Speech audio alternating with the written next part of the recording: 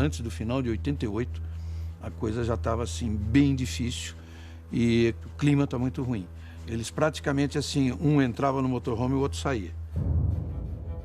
Aquela recepção que o Prost deu ao Senna em 88, recebendo o Senna como um garoto prodígio, bacana, vai ajudar a equipe a crescer, ganhou um campeonato aqui legal, tal. Aquilo acabou no começo do ano porque o Prost também era um piloto muito competitivo.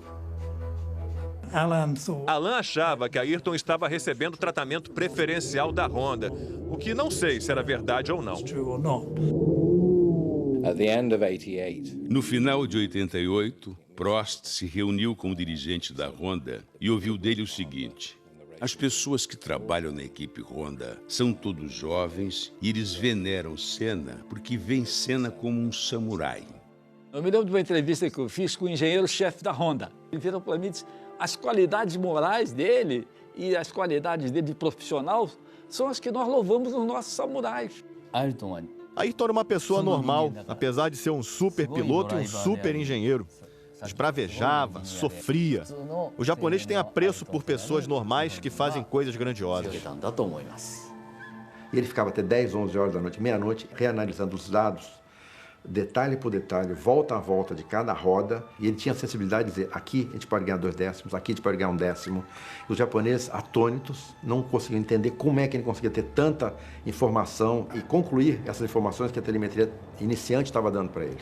E ele ia jantar e levava uns mapas dos treinos. O Galvão tentava tirar da mão dele, esconder, botar embaixo de um prato. Ele falou, não, eu preciso ver isso. Você é mal educada, vamos jantar. Senna na pole position, por dentro, Prost a seu lado. Em 89, nós tínhamos um pacto de não agressão que o Ayrton não respeitou. E ele ficou muito contrariado porque a discussão ultrapassou os limites da pista e se tornou pública.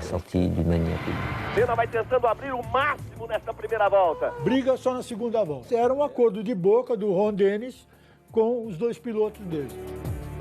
Numa relagada, né, depois do acidente do Berger, o Senna desrespeitou o pacto. Quando o Senna já força para cima de Prost, já faz a ultrapassagem. Eles haviam combinado que não teria uma ultrapassagem na primeira volta, mas ali já não era mais primeira volta. Foi uma das raras vezes em que o desejo que Ayrton tinha de vencer foi maior que o espírito esportivo que ele tinha em abundância. Bandeirada para ele, para Ayrton Senna do Brasil. Brasil! Eram 2 egocêntricos que queriam vencer o campeonato. Senna em suas atitudes carismáticas e simpáticas e Prost com seu jeito francês. Os 2 extremos se pegando e a história que nós conhecemos. Eles não gostavam um do outro.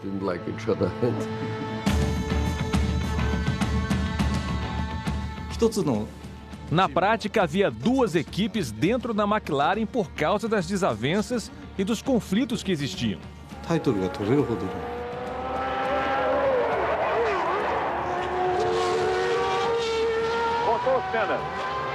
Rodou o Senna, foi para a caixa de brita. É uma pena que 2 ótimos pilotos tenham sido colocados na mesma equipe. Isso cria muitos problemas, muita irritação. Em Montreal, na tomada de tempo, Alain Prost fez a pole.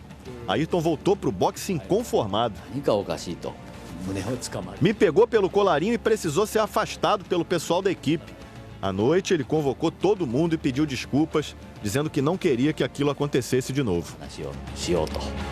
Ayrton Senna. Com problemas, Ayrton Senna. No GP da Itália, Senna liderava com 30 segundos de vantagem. Mas seu motor quebrou e o Prost venceu a corrida. Fui cumprimentar o Prost e ele deu um tapa na minha mão, recusando o meu gesto. Nenhum dos 2 queria aceitar uma posição vantajosa do outro. Daí a nossa ideia de sortear os motores para Senna e Prost.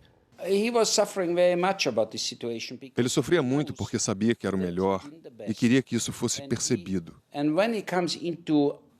Mas quando começava a discussão sobre a Honda estar dando a ele melhor material, Ron Dennis estar apaixonado por ele, a McLaren apoiando e tal, A percepção de que ele era o melhor se perdia. E ele odiava isso porque era muito competitivo. Foram 2 anos muito difíceis para ele. Não é uma gracinha? Pra minha descoberta de 88, Feliz Natal, Feliz Ano Novo. Xuxa. Quando ela estava presente, ele parecia um garoto de colégio. E ela fala que foi o amor da vida dela. Que você não foi o amor da vida dela. Era muito bonito de ver os dois juntos na pista. Ela toda fofa com ele. Era algo que a gente não via.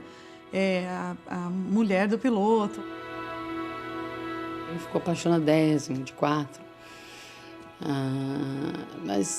E a impressão que eu tenho das outras pessoas contando é que ele não queria contar para a imprensa o que ele come no jantar, nem qual a roupa preferida dele, nem nada. Começou aquela especulação que o meu relacionamento com a Xuxa era promocional, era uma jogada. Isso foi, inclusive, uma falta de respeito muito grande com ela. Mas, entre todas as dificuldades, o carinho e a afinidade e o sentimento prevaleceu. E a gente está muito bem. E é por aí.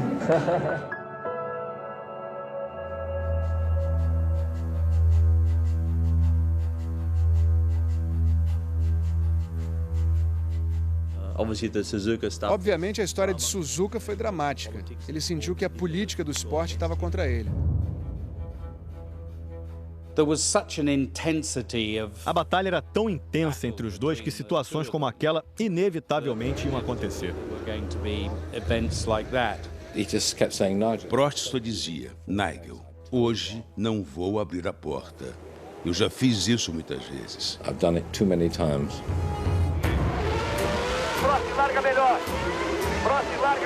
Senna vem por dentro. Prost vai assumir a ponta. De repente, Alain foi embora. Por cerca de 40 voltas, ele voou. Senna tenta outra vez chegar para encontrar o vácuo. Fugiu o Prost. E Ayrton foi chegando.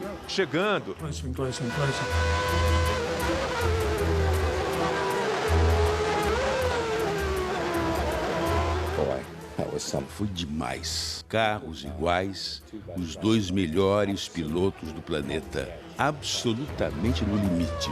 Agora é volta, curva, freada. Era um Alain Prost das antigas, assumindo riscos de novo. Era como o Popeye comendo espinafre para ficar mais forte. Eles tinham quase batido algumas vezes, como em Portugal em 88, quando Ayrton espremeu Prost contra o muro. Acho que aquilo foi um basta de Alain, que estava se sentindo desmoralizado e finalmente resolveu se impor. Alan sabia exatamente o que estava fazendo, sabia que, tirando Ayrton da corrida, seria campeão. E pedir para piloto aliviar tanto o que está na frente quanto o que está atrás para fazer a ultrapassagem, piloto do nível do Prost e do Senna, é falar sozinho. Ele chegou na chicane, Senna meteu por dentro, vai bater! Assim bate, o favorecido é Prost! Prost já soltou o cinto e saiu do carro campeão. E o Ayrton, desesperado, ficou acenando para os fiscais de pista empurrarem o carro dele. Vai tentar voltar Ayrton Senna, ele tem que ser empurrado, ele pede para ser empurrado. Prost desceu do carro, vai tentar voltar Ayrton Senna. O carro tem que pegar e tem que virar para voltar pela chicane. Passa Senna, volta Ayrton Senna depois da batida com o Prost. Ele vai chegando. Eu era o único da equipe conectado no rádio que falava japonês e a ordem da direção da prova era clara: não deixe ele voltar, não deixe ele voltar. Empurrei o comissário de pista e disse: não posso fazer isso. E deixei o Ayrton sair. Vai voltar bem atrás de Nannini. Eu nunca me arrependi do que eu fiz naquele dia. Senna forçou, travou Nannini, lá vai Senna na ultrapassagem. Bandeiras brasileiras agitadas, o público de pé. Ayrton Senna, bandeiras matriculadas. Ele foi roubado descaradamente pelo Balestre, né? área de escape é para ser usada quando você está numa situação de emergência. Aquela foi uma situação de emergência. Ele fez a coisa certa, mas o cara agafou ele. O Ayrton disse que ele era ladrão, aí ele baniu o Ayrton do campeonato do ano seguinte. O Balestre, muito magnanimamente, ofereceu para o Ayrton a chance dele se redimir desde que ele fizesse um pedido formal de perdão. E o Ayrton não atendeu esse pedido. Aí ele falou para mim, e onde é que fica a minha dignidade? Aí eu falei para ele, onde ficou a dignidade de Jesus quando pregaram ele numa cruz, cuspiram nele, fizeram gato e sapato dele? Aí ele falou, mas eu não sou Cristo, pô. Ele voltou ao Brasil desgastado, ele era uma outra pessoa. Eu tive a impressão de que naquele momento ele queria abandonar a carreira. Quando o seu Milton me ligou em dezembro de 89, para perguntar se eu queria trabalhar, conversar, enfim, ele me explicou, o Ayrton ainda não sabe, na verdade, se vai correr no ano seguinte. Ele era realmente bem diferente de todos os outros. Ele era um piloto que tinha opinião e dava a opinião dele, para começar, né? Ele sempre dava manchete. Só que aí ele descobriu que a opinião pública mundial ficou contra ele, o Balestre. E também os patrocinadores. Um campeonato mundial sem a presença da grande estrela seria um campeonato manco. A McLaren distribuiu então um comunicado no qual Ayrton supostamente pedia desculpas por coisas que disse sobre o Balestre. E quando saiu, todos nós rimos. O que é isso? Isso não tem nada a ver com Ayrton. Eu não espero nada do Prost, porque eu já trabalhei com ele durante 2 anos e já aprendi muito sobre ele, sobre a personalidade dele e o caráter dele. No começo do campeonato de 1990, ele parecia querer mostrar que estava começando tudo de novo para ele. E o Prost já não estava mais com ele, né? O Prost tinha ido embora para a Ferrari e veio um companheiro que era amigo há muito tempo, que é o Gerhard Berger. Eu pensei comigo, ninguém é tão difícil de ser batido. Eu posso ser mais rápido, posso andar na frente dele. Ayrton seria mais um. E você confere aí o primeiro grid de largada deste ano. A primeira pole position de Gerhard Berger logo na sua estreia. Ele era o rei da chuva e a gente estava em Phoenix. E o primeiro dia era de chuva e eu fui o mais rápido, claro. Segundo dia, pista seca, e eu estava na frente de novo, claro. Pinta verde, já busca posicionamento Berger, Senna força pelo meio. Berger vem na ponta, Senna vem forçando, vem buscando posicionamento. No dia da corrida eu estava na frente. Eu bati porque o carro, como você sabe, tinha sido construído para o Prost. Só que naquela corrida pintou um tal de Jean Alesi com um carro da Tyrrell que parecia um fenômeno. Outra vez, agora é com ele, agora é na dele, é do jeito que ele gosta. Vai tentar voltar Alesi. Vai voltando Alesi, dá um troco Jean Alesi em cima do Senna. Lá vai Senna. Aproveitou a carona, foi aí que o Alesi deu o troco. Agora o Senna deixa o carro, mesmo perdendo velocidade, deixa o carro na frente do Alesi. O Alesi vai voltando, tá complicada a coisa, a próxima é a direita do Senna. Que pega fantástico. Eu estava, de certa maneira, calmo demais, do meu normal. E, de certa maneira, eu tive até que me apertar um pouco. Para mim, para as minhas características, estava devagar demais. Dar aquela sacudida nele logo no primeiro treino não foi uma coisa boa para mim. E eu nunca mais venci ele de novo. Ele já acena, já aponta, vai receber a bandeirada. Vamos ter música na primeira corrida agora. 1, 2, 3, vamos! Ayrton Senna do Brasil!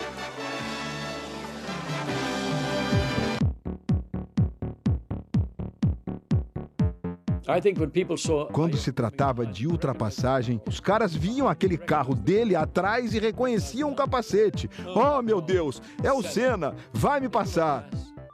Senna está vindo. Você sai da frente ou vai acontecer um acidente. A decisão é sua, porque ele já pensou e tomou a decisão dele. Senna fecha, tenta subir a ponta. Que situação difícil, situação difícil. Ele até discutia, quando ele tinha uma crítica, ele gostava de discutir, para saber se o jornalista tinha razão ou não. Agora, não podiam dizer que ele era um piloto precipitado. E ele falava comigo assim, eu não sou precipitado, Eu passo na reta, eu passo na curva, eu passo em qualquer lugar. Porque a hora que eu vou passar, eu olho, tem um espaço para passar uma jamanta. Senna tem que deixar ele embora.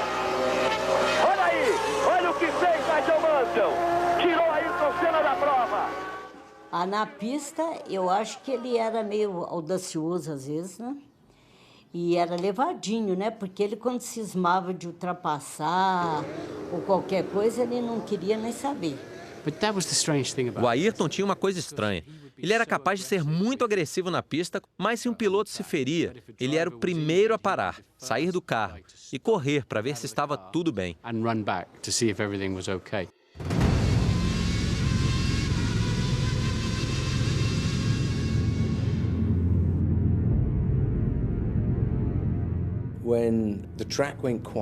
Quando o autódromo fica quieto, muito quieto, você sabe que algo muito grave aconteceu. Foi bem atrás dos boxes. Eu corri para lá para saber se podia fazer algo e quando cheguei lá tive certeza de que Martin estava morto. Ele não respirava e seu rosto estava azulado. O professor Sid Watkins chegou e aí vi algo extraordinário. Começou a bater no peito dele e arrancou o capacete dele para poder ressuscitá-lo.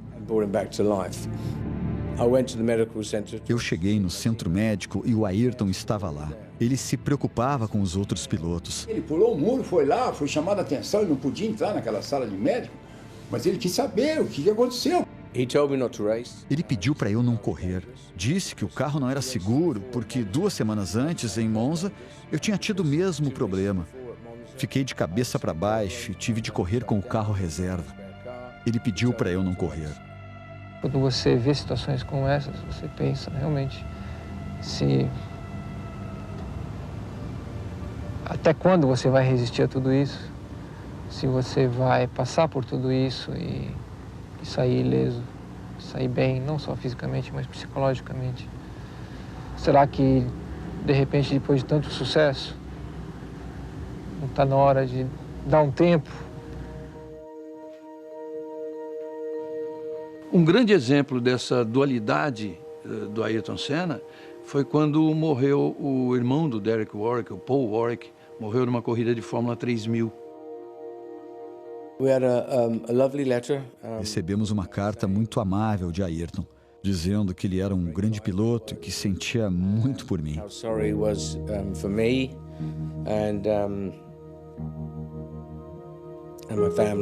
E pela minha família. Era uma pessoa que se preocupava. Não era aquela pessoa dura e difícil da pista. Teve um sentimento que foi especial.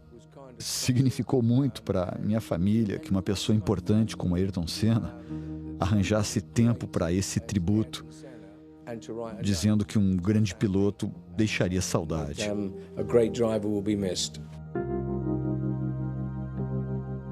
A única coisa que eu passei com ele em relação ao Piquet foi quando o Nelson teve um acidente nos Estados Unidos. Alguém, acho que um jornalista até, estava passando um pôster para todos os pilotos assinarem, com uma mensagem qualquer, e vieram pedir para eu fazer. Claro que eu pensei, ai meu Deus do céu, como é que eu vou pedir para esse homem assinar isso?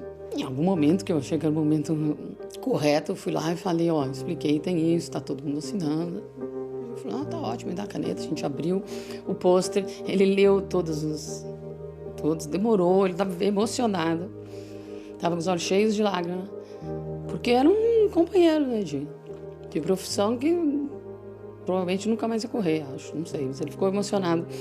O texto era bem simples, mas eu vi o quanto ele pensou para escrever aquilo. Tanto o risco que eu corro de acontecer uma coisa dessa, ele corre na Fórmula 1, então eu acho que nós estamos um apoiando o outro em tudo que se possa acontecer. No final da temporada de 90, mais uma vez o autódromo de Suzuka marcando a vida do Ayrton. E sempre ele de um lado e do outro lado a turma do Balestre. Ayrton Senna leva a vantagem de 9 pontos, leva a vantagem de uma vitória. Vale o título mundial de 1990. Ele é o pole, vai largar no lado limpo da pista, inverte a posição da pole. Ele questiona isso com os comissários e mesmo assim não mudam, botam ele para dentro. Eu estava com ele no paddock antes da corrida. Eu largaria logo atrás dele e ele disse: preste atenção que você vai ver um bom show hoje. E aí vem eles chegando. Senna vai largar por dentro, um pouco mais à frente. A primeira curva é tomada à direita. Prost na primeira fila por fora. Ele depois me disse, ou eu fazia a curva primeiro ou não tinha curva. Sobe o giro dos motores, luz verde. Senna tenta arrancar na frente. Prost largou melhor e tomou a frente Prost. Eu acho que o Ayrton viu o espaço e foi pro espaço. Ele deixou o Prost decidir. E o Prost decidiu. Tomou a frente Alain Prost, Senna força, vai por dentro. Aí a batida dos dois e aí se seguir a prova é final de campeonato. Se seguir a prova é final de campeonato. Botou por dentro na curva 1. Quem acha que não tinha que entrar era o Prost, né? Na sua maneira de pensar, era lógico. Ele acreditava que tinha o direito de punir aquele que um ano antes havia roubado o seu campeonato, o que era verdade. O Prost sabia que tinha jogado o carro em cima do Ayrton um ano antes. Tanto que eles descem do carro e um não fala com o outro. Senna e Prost, Senna das costas para Prost. Das costas para Prost. Só um louco faz uma coisa daquelas. E ele fez frio, direto. Pá, pum, pá. Resolvi o meu problema. Mas há um limite. E acho que ele ultrapassou o limite naquele dia. Para ser sincero, acho que foi provavelmente a pior coisa que já vi numa pista de corrida. Havia 24 carros bem atrás deles. Aquilo foi uma falha de caráter do Ayrton. Eu preferiria que ele ganhasse o campeonato de outra maneira. Foi uma fase triste da Fórmula 1. Foram títulos decididos com atitudes anti-esportivas. Alguém pode dizer, olho por olho, dente por dente, um troco dado um ano depois. Aqui para você, Balestre, aqui para todo mundo. Esse é um lado da Fórmula 1 que eu não gosto de ver.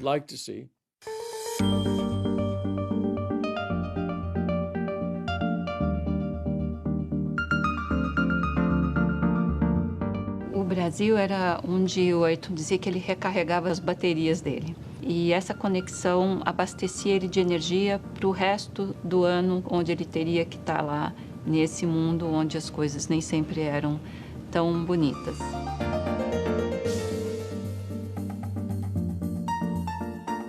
Como ele ficava pouco no Brasil, quando ele chegava era um dia de festa, assim, em casa. Chegava, a criançada saía correndo, pulava em cima dele, começava a puxar o cabelo, fazia maior folia.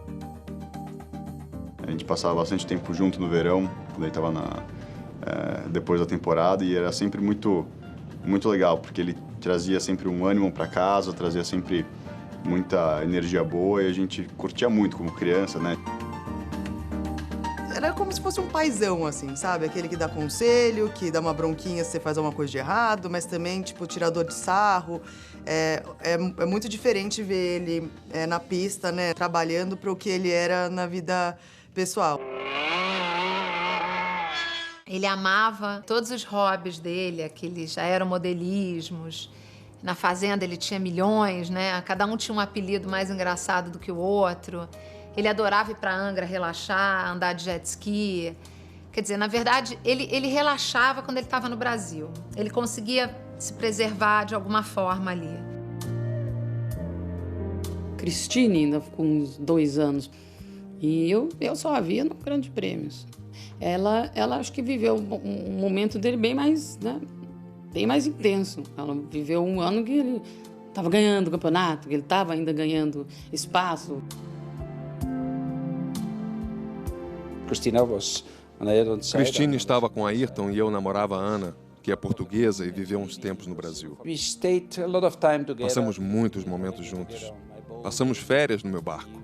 Fomos juntos para os grandes prêmios, éramos um pequeno grupo muito unido. Mas a Cristina é uma pessoa mais do jeitinho, assim, mais quieta, mais low profile. Eles tiveram, pela minha impressão, uma coisa assim, mais caseira.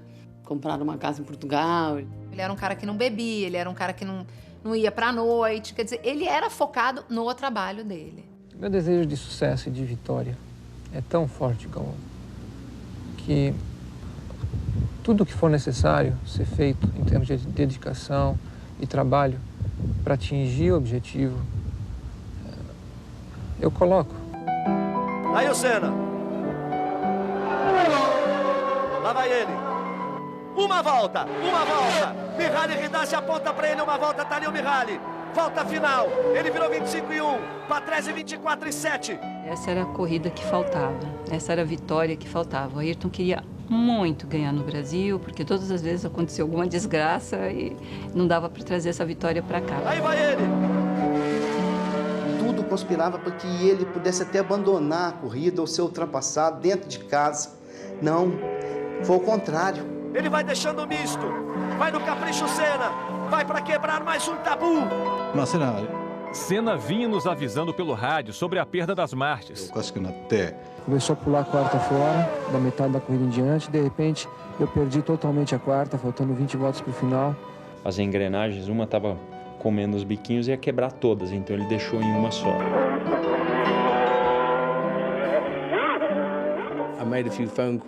Fiz umas ligações depois da corrida para saber se era verdade, porque achei que as pessoas estavam exagerando. Aquilo foi extraordinário. Aí eu pensei comigo, falei, pô, eu lutei tantos anos para chegar a isso, e hoje lutei tanto, vai ter que dar. Vai pra vitória! Mihaly Ridassi! Ayrton! Senna do Brasil! De ponta ele vence em Interlagos! Aquele grito, ele comemorando, aquilo até hoje, só de falar eu me arrepio. Antes mesmo de cruzar a linha de chegada, eu já comecei a berrar ali dentro do carro, do capacete, e fui assim. Eu pouco falei, na verdade, eu apenas fiquei gritando ali de felicidade e emoção. E acho que foi uma emoção tão grande, né? Não só pra mim, mas para todos os brasileiros e para ele, né? Tipo, você vê que ele comemora mais a vitória do Brasil do que ele comemora o campeonato dele. Vem cá, pai, vem cá, pai, vem cá! Vem cá! E ele, no final, ele levanta aquele troféu, né? Então aquilo ali me marcou muito. E ele levantando a taça e a taça, ele não aguentando.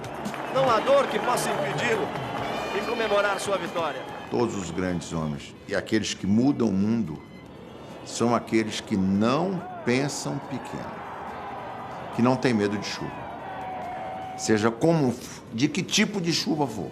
Ele era o Brasil que dava certo, ele era o brasileirinho que ganhava dos europeus, ele era o cara que fazia o povo acordar mais cedo, ou dormir mais tarde, ou não dormir. Então eu acho que ele foi e sempre será o Ayrton Senna do Brasil.